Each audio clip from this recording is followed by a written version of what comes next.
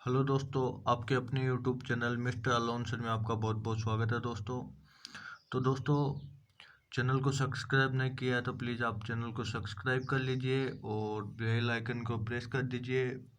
पहले के वीडियो पे कमेंट और वीडियो को देख के आप अपने कमेंट बॉक्स में अपनी राय दीजिए कि क्या वीडियो, किस तरीके के वीडियो आपको पसंद आएंगे और किस तरीके से और ज़्यादा उनको उनमें सुधार किया जा सकता है। तो दोस्तों, बात कर रहे थे अपन त्रिभुज, चतुर्भुज, आयत, वर्ग, इनकी बातें अपन ने कर ली। तो आज जो नया टॉपिक है वो अपन स्टार्ट करने जा रहे हैं घन और घनाभ।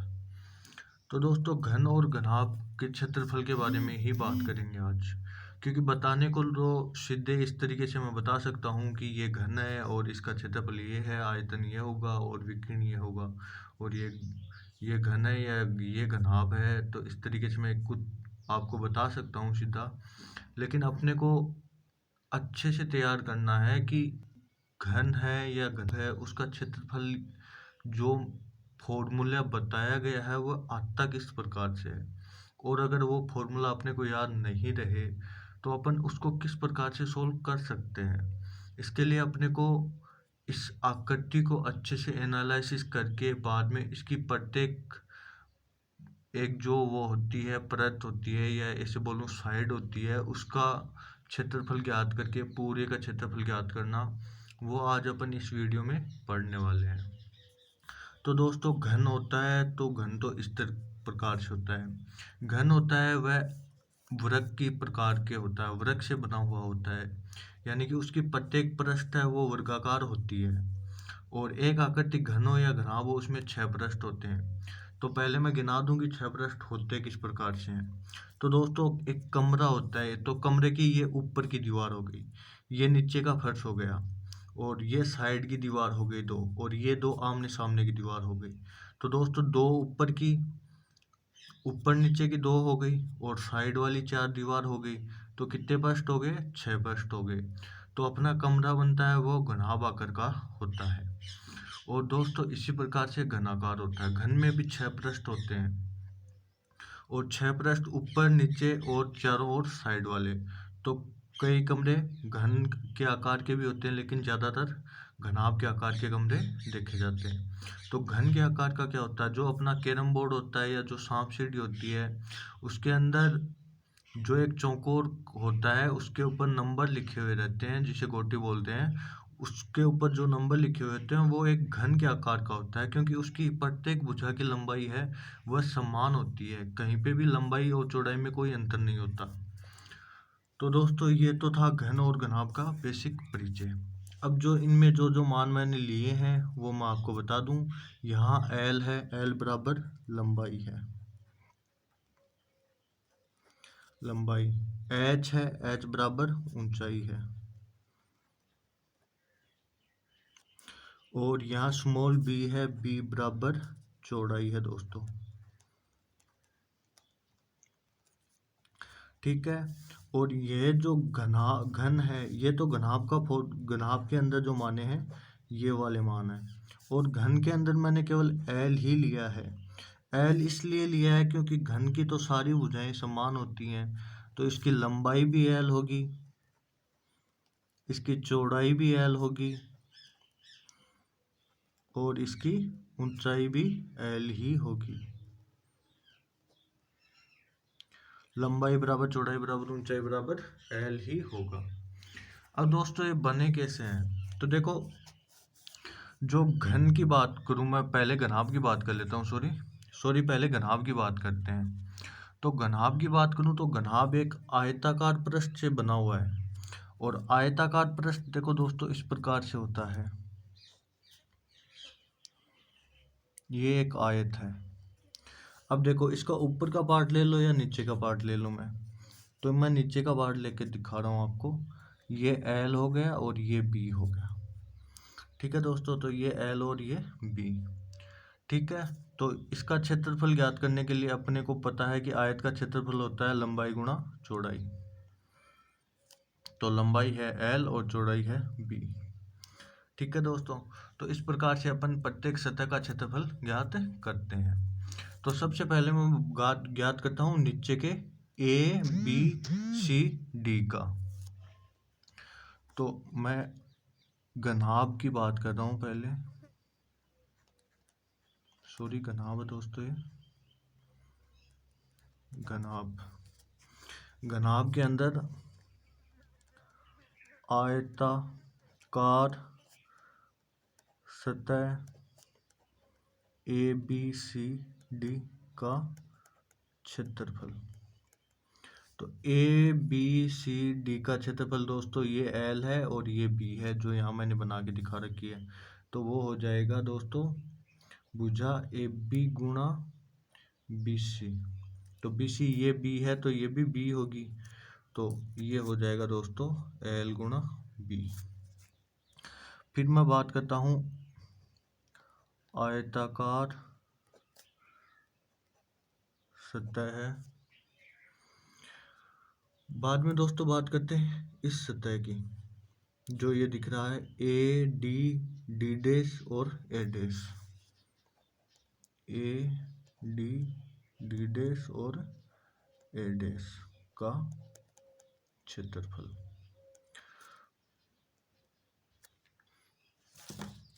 तो इसकी बात करूं मैं, तो इसको देखने पे दोस्तों अपने को पता चल रहा है कि ये किस प्रकार से है। तो इसमें ये भुजा है B और ये भुजा है H। मैं यहाँ पे आपको ये आकृति बना के दिखा रहा हूँ। ये वाली आकृति अलग ले रहा हूँ मैं, ये जो साइड वाला पोर्शन है इसको अलग लेने पे दोस्तों देखो ये इस प्रकार का पोर्शन है जो साइड में बना हुआ है। मैं ये वाले पार्ट की बात कर रहा हूँ AD D डैश और A तक। तो ये AD D डैश और ये, तो ये भुजा H है और ये नीचे वाली भुजा B है। तो ये हो जाएगा AD गुणा D D डैश बराबर हो जाएगा दोस्तों B गुणा H। ये भी H हो जाएगी और ये भी B हो जाएगी, क्योंकि आयत की आमने सामने की भुजाएं आपस में बराबर होती हैं। फिर मैं आयताकार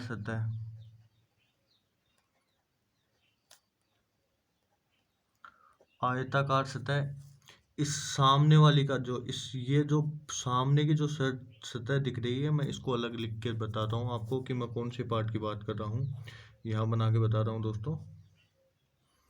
तो मैं बात कर रहा हूँ B डैश और A डैश की, मतलब ये जो सामने की जो ये सतह दिख रही है इसकी बात कर रहा हूँ। तो इसमें एक तो L लंबाई है और ये भुजा आएगी तो ये H आएगी और ये भी L हो जाएगी और ये H हो जाएगी।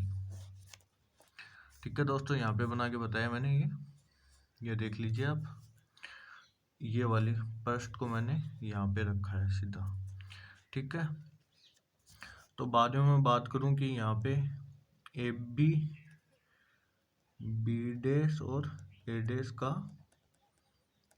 क्षेत्रफल, तो वो दोस्तों अपने पास आएगा AB गुणा A डैश बराबर ये आ जाएगा L गुणा H। अब अपने पास इतना तो आ गया दोस्तों, लेकिन अब मैं बात करूं कि मेरे को इस घनाभ का संपूर्ण पृष्ठीय क्षेत्रफल ज्ञात करना है। तो अभी मैंने कितने पृष्ठों का ज्ञात किया है, तो देखो एक तो दोस्तों इस नीचे वाला पृष्ठ का ज्ञात कर लिया है, जो ये पहला है L गुणा B। बाद में मैंने इस साइड वाले पृष्ठ का भी ज्ञात कर लिया है, इसका जो यहाँ पे बना के बताया था, इसकी B गुणा H ये आ गया। बाद में दोस्तों ये जो सामने जो पृष्ठ दिख रहा है ये इतना, इसका भी मैंने ज्ञात कर लिया है, इसका यहाँ पे बना के बताया था, इसका आ गया L गुणा H, क्योंकि ये L और ये H। तो बचे कितने पृष्ठ, 3 पृष्ठ और बच गए ना, जो इनके सामने होंगे। मतलब ये जो नीचे वाला है इसका जितना नीचे वाला है उतना ही ऊपर वाला होगा, जितना इस साइड वाला है उतना ही इस साइड वाला होगा, जितना सामने वाला है उतना ही इसके पीछे वाला होगा। मतलब मैंने 3 सतह के तो ज्ञात कर लिए, और 3 के सामने की सतह 3 और तो 6 सतह होती हैं। तो 6 सतह का पूरा क्षेत्रफल अगर अपन ज्ञात कर लेंगे तो घनाभ का संपूर्ण पृष्ठीय क्षेत्रफल आ जाएगा। तो यानी कि ये जो 3 सतह मैंने ज्ञात की इनका मैं डबल कर दूं तो घनाभ का संपूर्ण पृष्ठीय क्षेत्रफल आ जाएगा। तो दोस्तों घनाभ का संपूर्ण पृष्ठीय क्षेत्रफल घनाभ का संपूर्ण पृष्ठीय क्षेत्रफल।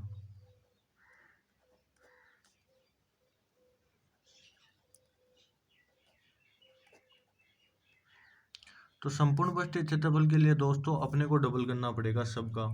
2 गुणा LB प्लस 2 गुणा B गुणा H प्लस 2 गुणा L गुणा H। देखो दोस्तों 3 सतह का तो ये हो गया, और इसका डबल कर दिया, मतलब ये कौन सी सतह थी, नीचे वाली सतह थी, तो इससे डबल करने पे ऊपर वाली का भी हो गया। तो 2 सतह का ये हो गया, 2 का ये हो गया और 2 का ये हो गया, तो 6 सतहों का अपने पास आ गया। तो यहाँ पे मैं 2 को ले लेता हूँ कॉमन, तो L गुणा B बचेगा यहाँ पे, प्लस B गुणा H बचेगा, प्लस H गुणा L बचेगा। तो ये दोस्तों जो घनाभ का संपूर्ण पृष्ठ का क्षेत्रफल होता है ये इस प्रकार से होता है। इसको 2 कोष्ठक लंबाई गुणा चौड़ाई प्लस चौड़ाई गुणा ऊंचाई प्लस ऊंचाई गुणा लंबाई, इस प्रकार से भी अपन लिखते हैं। ठीक है दोस्तों, तो ये तो आ गया अपने पास घनाभ का संपूर्ण पृष्ठीय क्षेत्रफल, जो बनता किस प्रकार से है। ज्यादातर यही बताया जाता है कि 2 कोष्ठक लंबाई प्लस चौड़ाई गुणा ऊंचाई प्लस ऊंचाई गुणा लंबाई, तो यही बताया जाता है किताबों में कि इस प्रकार से ये इसका फॉर्मूला होता है। लेकिन आज आपको ये पता चल गया कि ये फॉर्मूला आता किस प्रकार से है। ये एक घन है, घनाभ है जो आयत से बना है। तो आयत का क्षेत्रफल ज्ञात करके आयत के क्षेत्रफल के सूत्र से और घनाभ के क्षेत्रफल का सूत्र अपन ज्ञात कर लिया है। अब मैं बात करने जा रहा हूँ घन के क्षेत्रफल की। तो दोस्तों बात करते हैं घन का क्षेत्रफल।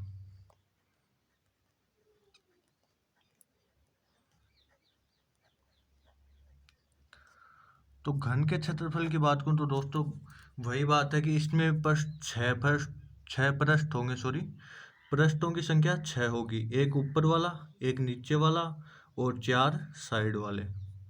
ठीक है, ये एक 3D की आकृति है, यानी 3 डायमेंशन की आकृति मैंने आपको यहाँ पे बना के समझाने की कोशिश की है। तो इसमें एक पृष्ठ का ज्ञात कर लेंगे तो बाकी तो दोस्तों 6 से गुणा करने पे सभी का आ जाएगा, क्योंकि अपने को ज्ञात केवल एक का ही करना पड़ेगा, क्योंकि सारे पृष्ठ एक समान ही तो हैं इसमें, और शायद सारे के सारे वर्गाकार आकृति के हैं। प्रत्येक भुजा की लंबाई L है, ये भी L, ये भी L, ये भी L, ये वाली भी L है। तो ऊपर नीचे जितनी भी अपने पास भुजा दिख रही है, सारी की भुजाओं की लंबाई अपने पास से L है दोस्तों। तो अपने को केवल एक पृष्ठ उठाना है, मैं कोई भी एक पृष्ठ उठा लेता हूँ। तो घन का क्षेत्रफल ज्ञात करने के लिए मैं सबसे पहले एक, मान लो इस सामने वाला भी पृष्ठ उठा लेता हूँ। तो मैं ज्ञात करता हूँ कि वर्ग A B A dash B dash का क्षेत्रफल। तो दोस्तों वर्ग ये रहा A B B dash A dash, sorry यहाँ पे बी डैश और ए डैश होगा, क्योंकि अपने को क्रम वाइज चलना है। यहाँ पे बी डैश ए डैश होगा। ठीक है, तो ये वाला पृष्ठ मैं यहाँ पे आपके सामने अलग निकाल के रखता हूँ। ये ए बी बी डैश और ए डैश, इसमें एल एल एल और एल, क्योंकि ये वाला पृष्ठ दोस्तों केवल ये सामने का एक पृष्ठ लिया मैंने इसमें। तो इसमें वर्ग है, तो वर्ग में क्या होता है, भुजा स्क्वायर, तो भुजा स्क्वायर बराबर हो जाएगा एल का स्क्वायर। ठीक है, ये दोस्तों एक पृष्ठ का आ गया, और अपने को पता है कि कितने पृष्ठ हैं, 6 पृष्ठ हैं। तो 6 पृष्ठों का मैं या तो एल स्क्वायर करके जोड़ दूं, या केवल सीधा 6 से मल्टीप्लाई कर दूं, तो 6 पृष्ठों का पूरा का आ जाएगा। तो घन का संपूर्ण पृष्ठीय क्षेत्रफल, संपूर्ण पृष्ठीय क्षेत्रफल बराबर होगा दोस्तों 6 गुणा भुजा स्क्वायर, क्योंकि अपने को 6 पृष्ठ को ज्ञात करना, तो 6 से मल्टीप्लाई कर दिया। एक पृष्ठ का अपने पास, माना कि अपने पास 2 रुपये थे, ठीक है। अगर 6 व्यक्तियों के पास 2-2 रुपये होंगे तो 6 × 2 हो जाएगा। इसी प्रकार से ये हुआ कि दोस्तों एक भुजा का, एक पृष्ठ का अपने पास L² है, तो 6 पृष्ठ का क्या होगा, 6 × L²। तो 6 × भुजा² वर्ग इकाई, ठीक है दोस्तों। तो ये हो गया घन का संपूर्ण पृष्ठीय क्षेत्रफल। इस प्रकार से अपन घन और घनाभ का संपूर्ण पृष्ठीय क्षेत्रफल का सूत्र बना कैसे है, वो आज मैंने आपको इस वीडियो में बताया है। तो प्लीज़ आप चैनल को सब्सक्राइब कीजिए, वीडियो को लाइक कीजिए, शेयर कीजिए, कमेंट बॉक्स में कमेंट कीजिए, और आयतन और विकिरण